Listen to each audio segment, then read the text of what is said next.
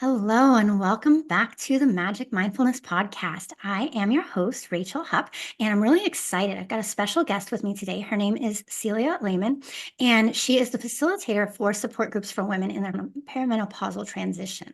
So, welcome, Celia. Glad to have you here. Thank you so much for having me. So let me read your bio and then we will dive right on in. Celia Lehman is no stranger to life transitions and the change that comes with each one. At age 47, she sought naturopathic support for discontinuing the pill.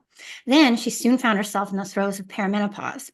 So, over the 4 year span of her hormone healing journey, she faced many complex health trials alongside the challenges of parenting two young adult children. Current ages are 23 and 25. So during this time, she and a former teaching colleague opened a small private preschool in Harrisonburg, Virginia. And so today, at the age of 53, she has completed her perimenopausal journey and her teaching career. As a brand new grandmother, she enjoys greater health now than she experienced at a much younger age.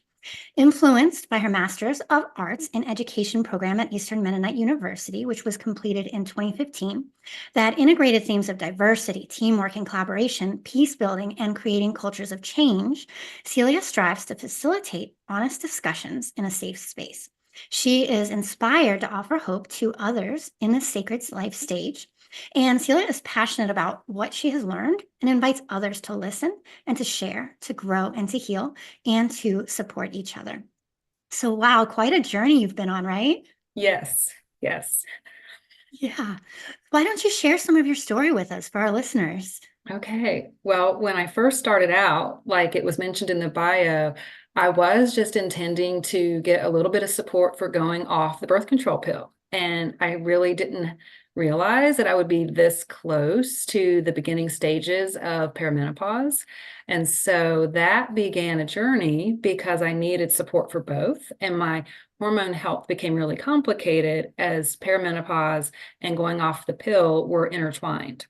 So, through that process, I learned so much about nutrition, about self care, about just having space for my own emotions and spiritual growth in ways that I would have never experienced if I had just stayed on the pill through age 53, age 54. So, it was a difficult journey, but I would not have changed it. It was transformative in every area of life. And I know you said that it came a little sooner, a bit sooner than you had expected. That can Yeah. happen at a wide range, right? But Yes. Yes, I am finding that it is coming sooner for some women than I might have expected or that they themselves might have expected. And actually, in one of the support groups that I'm a part of leading right now, there are women ranging from 37 to 48, and they're finding that they really do need that support. They need the answers, and they're just really benefiting from coming into a circle with women who maybe are a little bit farther down the journey to say, yeah, actually, that does sound like you might be on the verge of perimenopause. yeah, so that's a perfect segue, actually. Why don't you tell us a little bit about the types of support groups that you lead? Okay, great. So I have started a group called Embrace the Change, and there are two running right now in the fall of 2024. And one of them meets on Tuesdays at Scion Wood. One of them meets on Thursdays, and that one's at Heart and Soul Fitness.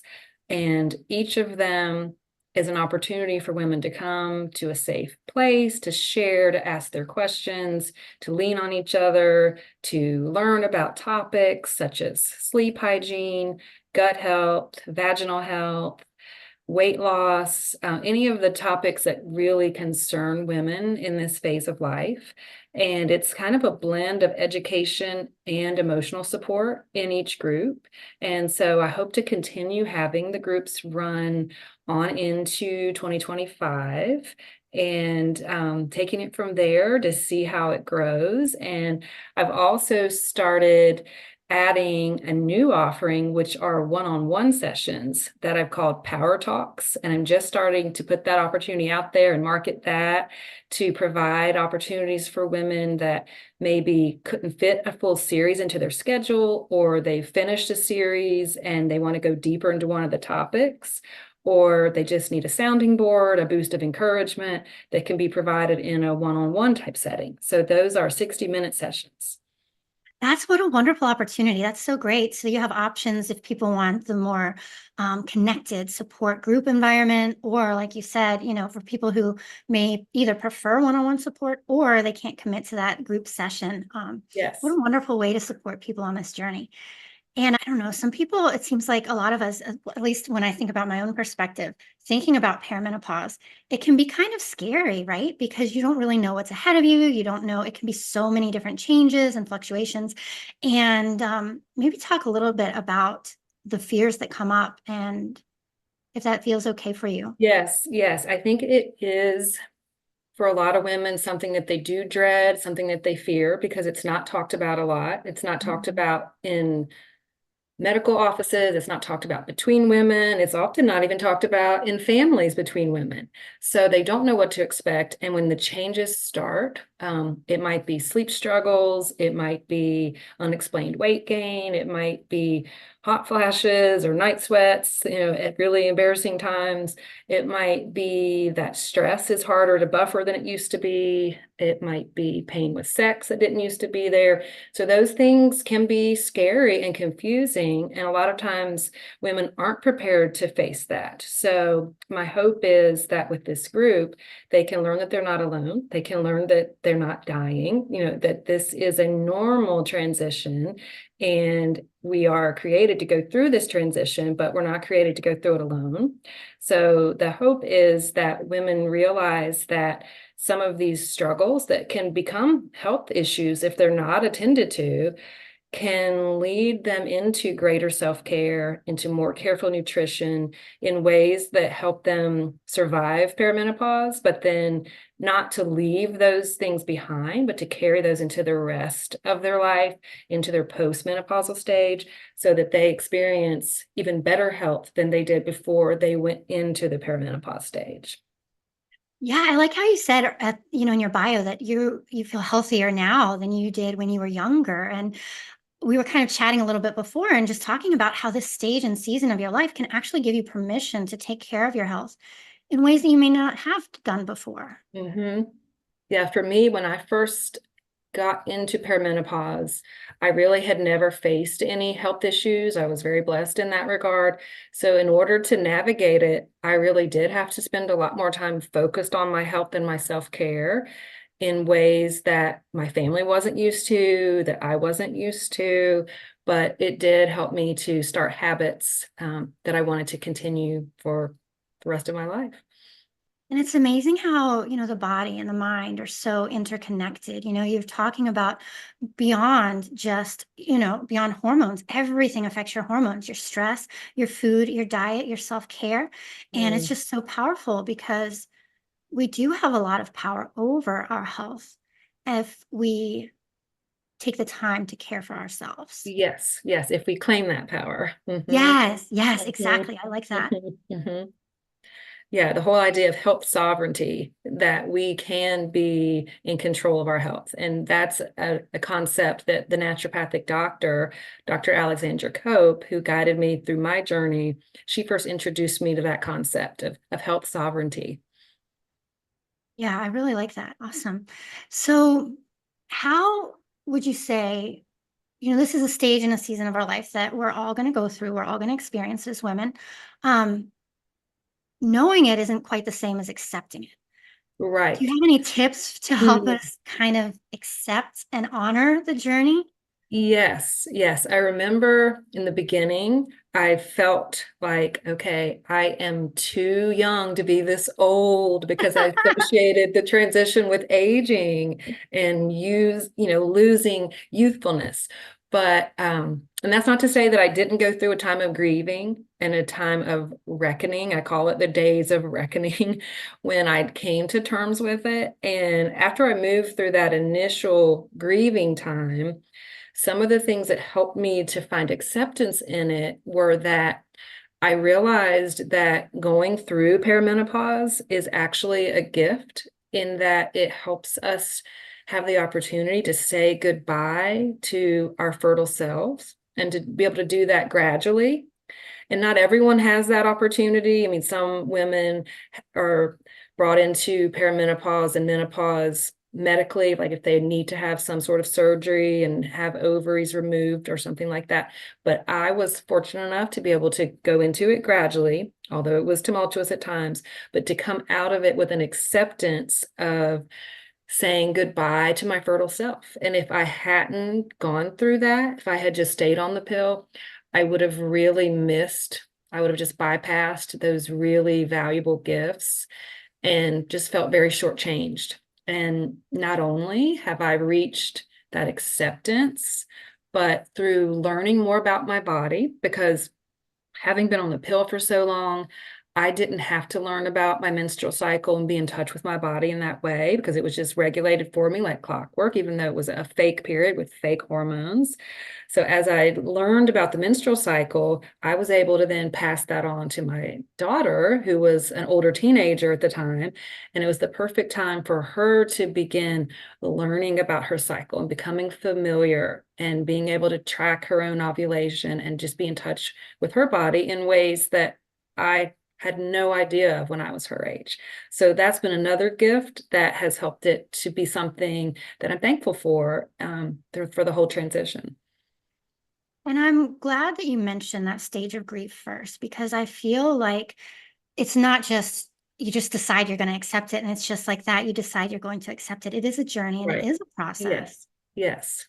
And I Yes. feel like we move from that sense of like confusion into a state of clarity on that journey from grief to acceptance. Yes. Yes. It's definitely a journey and it takes time and it's so much easier to do it in a circle of others. And some of the ladies in the group now had asked that same question, like, how do we deal with the grief part of it? And so Yeah.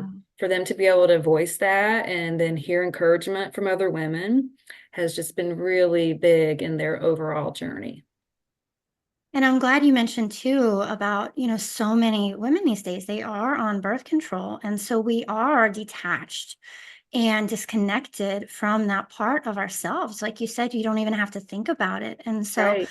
that level of self-awareness that you were then able to share generationally, that's Yes. powerful. Yes, yeah, the self-awareness has been wonderful. It's something that I've really enjoyed. It's my intuition has been heightened and just clearer thinking on the other side of menopause. As you know, I guess it's why they call it the wise woman status because we really are more in touch with ourselves. Yeah, that's powerful. I really like that thought. That's a wonderful concept. Hmm. Yeah, linking the two together. That's awesome. Yes. So we've talked a little bit about, this mind-body connection. How has mindfulness specifically helped you through this journey? Mm. Well, I first began to understand mindfulness over 5 years ago when my naturopathic doctor, Dr. Cope, first started offering to do somatic experiencing therapy with me, which focuses on the mind body connection in ways to address mental health and physical health. And through the sessions, you complete the processing of emotions, you notice the mind body connection, and you cultivate more awareness until you have a greater capacity for managing stress. So within each session, you're really in tune with the mind body connection. And then you're learning tools to help you outside of the session, whether that's being more mindful when you're eating, which is really important if you're having GI Yeah. struggles, or just noticing sounds and sights in nature that you didn't used to notice, like a praying mantis, camouflage in the green grass that's growing up around my mailbox, or just moments like that I'm so much more present and in my body. And I'm much more aware of when I'm in my body and when I'm not in my body, and cognizant of tools that I can use, whether it's, being triggered in a crowded space or in a conversation with somebody that I might have difficulty with. There are tools and resources that I can call in to help bring me back into my body. And I did not know any of that, hadn't experienced that at all until starting out on this journey. And it's amazing how much of our lives we kind of miss because we're not fully present. We're worrying Mhm, about the past or worrying about the mhm. future. And like you said, mindfulness is such a gift, and it's one that keeps giving, because the more you practice, the more mindful you become, and the more Yeah. aware you are, and the more able you are to be present in your life, in your body, with your mind. And it's just so amazing. Mhm. Yeah, it's a real treasure. It is. That sounds amazing. And it's really neat that you went on this naturopathic journey. I mean, I'm sure that it had its ebbs and its flows and its ups and its downs, but you're on the other side. You made it through. And what would you say to somebody who is just at the beginning stages of their journey to help kind of, mm, I don't know, make them feel a little more comfortable or Mm. inspired or, Mhm. mm, I would, number one, encourage them to find a supportive circle, whether it's Embrace the Change or whether it's in their own circle of friends, their book club, in their neighborhood, to be able to start talking about it and then to start learning what resources are available locally for help, whether it's life coach or whether it's a doctor or an herbalist or any practitioner that might be able to help them. I would let them know that their symptoms are not in their head, they're very, very yeah. real. And that if they are seeking more information, then they really should find an integrative doctor who can guide them through hormone testing, whether that's blood test or the Dutch test, which is a dried urine test, which gives a more complete analysis of the hormones through different phases. Um, those types of testing can really help a provider know how to help you before the symptoms start to get really bad and take over, and help you to realize that it really isn't all in your head. Because when you start to see the levels of your hormones that are going down or in relative balance to each other, especially if estrogen is high relative to progesterone, then that helps to make sense of it. And you just realize that you weren't crazy, you weren't losing your mind, you didn't have a split personality. There are real documented reasons for the symptoms, and to not suffer. That there are ways to get help, whether it's through nutrition, herbs, or natural hormone replacement therapy. Finding a doctor who is well versed in those types of therapies can just be huge. Yeah. And I'm glad you mentioned that about the different ways that people can seek support, because I don't think everybody knows, that there are so many options out there for finding support, whether it is like a support group like what you offer, or one-on-one session with you, or a coach, or different types of doctors, practitioners, herbalists. There's so many people out there that can help depending on a person's unique interests. And Yes. Yes, and that's what I'd hope to do in the one-on-one session, is to help each person find the path that's right for them. Yeah. yeah, that's so fascinating. And, we talked about this a little bit before, but so one of the certifications that I maintain is my holistic health coach. And I was doing some continuing education just recently, and we talked about, it was a perimenopause. It was basically talking about the lifespan of a woman and how our hormones fluctuate over the span of our life. And when I saw the roller coaster ride that's coming up in front of me, I was like, buckle up. Yeah. Buckle up. And so I'm glad that people like you are out there to support women going through these changes, because, like you said, it's not all in your head. Yeah, it's not all our head. And there's a myth that estrogen just continues to decline and drop and drop and drop. And that's really not true. The research shows that estrogen does continue to fluctuate. And so that can make the symptoms even more unpredictable, because if estrogen does have a little surge at a time when progesterone is low, that is usually what's happening behind some of the more troubling symptoms, especially sleep struggles, anxiety, mood struggles. It's that culprit behind the scenes of estrogen and progesterone being out of balance with each other. So it's not just like estrogen going downhill, downhill, downhill, which is something that needs to be changed. A lot of people have that idea, and that's just simply not true. Yeah, I'm glad you set that straight. Yeah, it's easy, so easy to misunderstand. And like, I don't know, hormones, it's just such a complex um, I feel like you can study for a long time and never get bored because it's just Yeah. so complicated. Yes. Yes. Awesome. Well, I'm so excited that you've been able to join me today. Why don't you tell our listeners a little bit about how they may be able to work with you coming up in 2025? Okay, so in 2025, I'm going to launch a 8-week group program. I've been so amazed in this current session how many questions come up that I don't know the answers to, that women are asking, they're seeking, and then the 8 in-person sessions would be times for a short period of education and then sharing each week in person. I could give just a little quick summary of the themes of the series, Yeah. and that is that we focus on the fact that our body has an amazing ability to heal itself and is very resilient. We focus on how herbal medicine can work in synergy with nutrition. When we focus on how small changes in nutrition can actually result in big physiological changes. And we focus on how when we take care of the whole me, that we're more available to take care of other people and be more present for them. And then the biggest thing we focus on is that complete healing involves healing on all levels, spiritual, mental, and physical. So that's kind of in a nutshell what I hope people walk away from the group with. Yeah. I saw something the other day that said healing is a return to wholeness. Hmm. And I just thought that that was a really simple but powerful definition. Or, Mhm. yeah. Yeah, I like that. Awesome. Awesome. And the in person sessions, are those in Harrisonburg, Virginia? Yes, those will be in Harrisonburg. Awesome. Awesome. And I just want to say that I really appreciate how you said people are asking you questions that you don't know the answers to, because I think it's so important for us to acknowledge that as coaches and guides and facilitators, we don't know everything.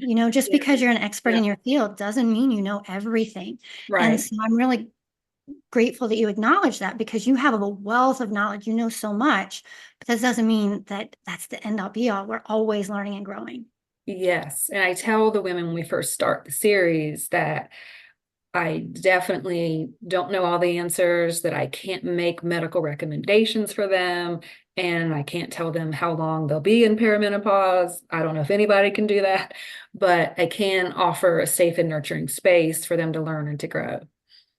And I think, at least in my own experience, from these, now I've done both group coaching and one-on-one coaching, as both a guide and as a participant, Mhm. not around perimenopause, but just in general, as far as personal growth and development. Right. And there's so many benefits to each option depending on what an individual is looking for. Like the one-on-one, I feel like you can go so much deeper. For people who may be shy or may not feel comfortable sharing in a group setting, you've got that safe space for one-on-one support. And in the group setting, though, it's just so powerful because everybody learns from each other. They do. Yeah. And That's some of the how. most Mhm. Yeah. And some of the most powerful friendships and like collaborations that I've made through co-participating in these group sessions that were facilitated or led by somebody else. And you make these connections that can really last a lifetime. So it's Yes.